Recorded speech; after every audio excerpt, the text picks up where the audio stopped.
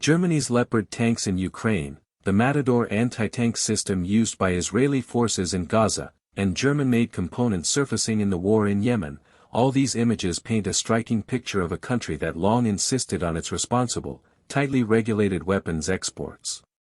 Today, however, that narrative is changing. Many analysts argue it was inevitable. We are living in an era of massive rearmament, with global security deteriorating at a pace unseen in decades. German defense companies are booming, and their products are appearing in conflict zones around the world, even where human rights conditions are deeply troubling. This raises the uncomfortable question: has Germany abandoned its long-standing principles? For Ukraine, the answer feels simple.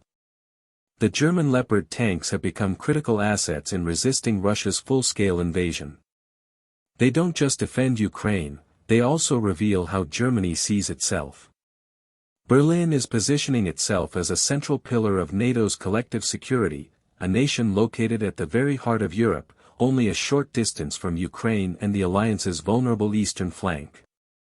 Faced with Russia's aggression, Germany's defense industry is rapidly scaling production for its allies. In the small town of Unterlüss, Rheinmetall, the country's largest arms manufacturer, built a new ammunition factory at record speed, just 15 months from groundbreaking to operational status.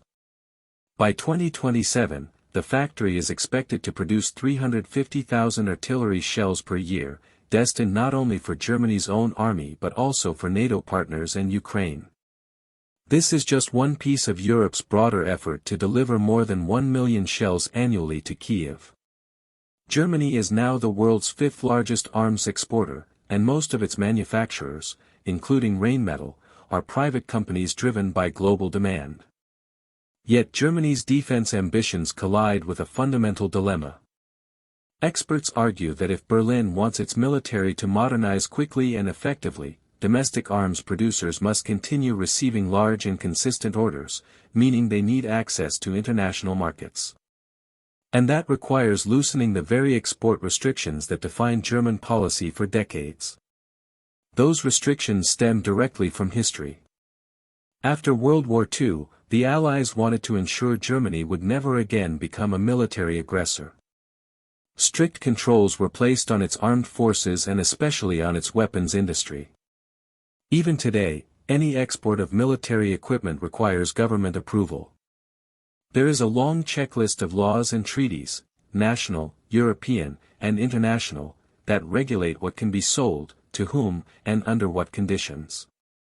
Germany differentiates between weapons of war, such as tanks, fighter jets, warships, and automatic weapons, and other military goods, like pistols, hunting rifles, radars, spare parts, and specific explosives. The rules for the former are significantly stricter, though the latter category is far from harmless. So who is allowed to buy German arms? In 2024, Germany approved exports primarily to its closest partners, EU states, NATO members, and select countries it considers like-minded. Beyond these, the rest fall into the category of third states. They can still buy German weapons, but face far more scrutiny. Simple orders, such as communications equipment purchased by an EU country, might be handled by the Ministry of Economic Affairs. But complex cases, especially those involving weapons of war or purchases from third states, are decided behind closed doors by Germany's National Security Council. Its discussions are secret, its criteria somewhat flexible, and researchers have little visibility into its decision-making. Theoretically, the Council evaluates whether the recipient is involved in an active conflict, whether it is defending itself like Ukraine, the potential security risk to Germany, and the human rights record of the purchasing country. Yet in 2024, Germany approved about 99% of all export applications, worth roughly €13 billion, a record figure. Critics argue this exposes the gap between Germany's strict rules on paper and the political realities shaping its decisions in practice. One of the clearest examples is the Eurofighter Typhoon. Although built through a joint European partnership, Germany's approval is required for any export. The aircraft is popular among Middle Eastern buyers, notably Qatar and Saudi Arabia. Saudi Arabia has been a central player in the Yemen war since 2015, leading a coalition whose actions contributed to one of the world's worst humanitarian crises, with hundreds of thousands of civilians killed. Despite credible evidence of human rights violations and breaches of international humanitarian law, German components and weapons still found their way into Saudi and Emirati operations. Only after the murder of Saudi journalist Jamal Khashoggi in 2018 did Germany impose an arms embargo, yet even then, German parts continued to appear in Yemen through previously approved or indirect supply chains. Recently, the embargo was lifted. Why? Analysts point to Germany's strategic shift after Russia's invasion of Ukraine in 2022. Berlin desperately sought alternatives to Russian oil and gas, looking toward the Middle East for new energy partnerships. Access to resources became intertwined with geopolitical interests, influencing weapons policy. The region is also one of the largest markets for German arms, despite the human rights concerns. Germany argues that supporting certain states, including Saudi Arabia, contributes to regional stability, especially amid the ongoing Gaza war. Germany's relationship with Israel adds another layer of complexity. Post-war Germany adopted an unwavering commitment to Israel's security, rooted in the trauma of the Holocaust. This partnership has deepened over decades, making Germany Israel's second-largest arms supplier after the United States. After Hamas's attack on October 7, 2023, German arms exports to Israel surged sharply, justified by Berlin as support for Israel's right to self-defense.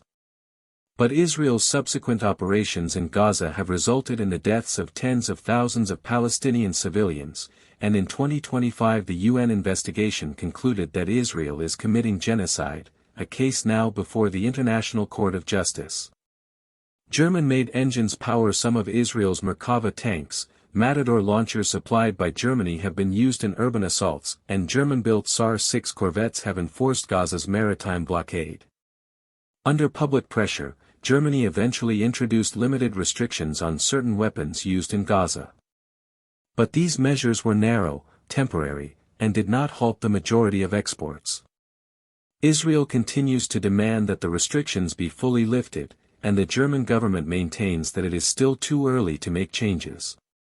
Long-term, Berlin remains committed to extensive defense cooperation with Israel, including joint missile defense programs and technology exchanges, partnerships unlikely to be fundamentally altered by the Gaza crisis.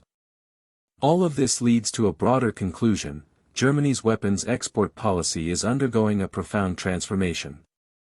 Human rights considerations, once central to the country's self-image, increasingly compete with geopolitical interests, alliance commitments, and economic pressures. In an age of rapid militarization, Germany is redefining itself, not only as a defender of Europe, but as a major supplier shaping conflicts far beyond its borders. The balance Germany claims to uphold between human rights, security, and foreign policy is shifting, and with every approval stamped behind closed doors, the world sees more clearly which priorities now come first.